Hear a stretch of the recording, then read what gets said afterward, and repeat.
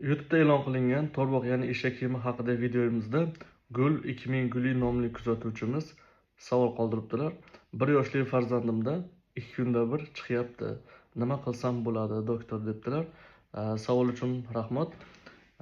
1 yoshli bolada to'rboqda eng ko'p bo'ladigan sabablardan bittasi bu infeksiyalar. 50% holatda bolalarda to'rboqda to'g'ridan-to'g'ri sababchisi infeksiyalar hisoblanadi. Gerpes virusi, sitomegalovirus, mikoplazma pnevmoniya kabi infeksiyalar va shunga o'xshagan mana oxirgi vaqtlarda koronavirus infeksiyalari, ba'zidan streptokok, stafilokok kabi infeksiyalar ko'pincha sabab bo'lyapti. Bundan tashqari boladagi oshqozon ichagidagi muammolar, oshqozon ichak tizimi bilan bog'liq kasalliklar 30-40% holatda to'rboqqa sababchi bo'ladi.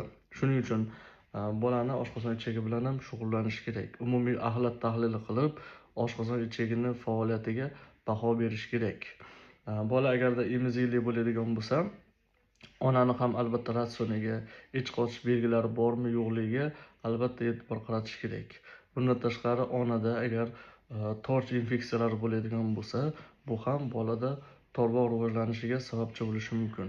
Davolashda bunga ham albatta urg'u qaratish kerak. Tarkibida shakar yoki sun'iy mahsuloti bor ovqatlarni qat'iy ratsiondan chiqarish kerak.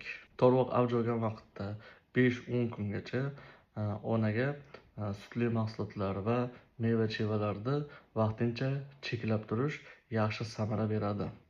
Eng ko'p bolalarda to'rboqqa sababchi bo'ladigan savollar bu infeksiyalar, xususan virusli infeksiyalar. Lekin ular organizmdagi himoya to'siqlarini yengib o'tib, to'rboq paydo qilish darajasiga borish uchun organizmda muammo bo'lishi kerak. Immun tizim bilan bog'liq muammo.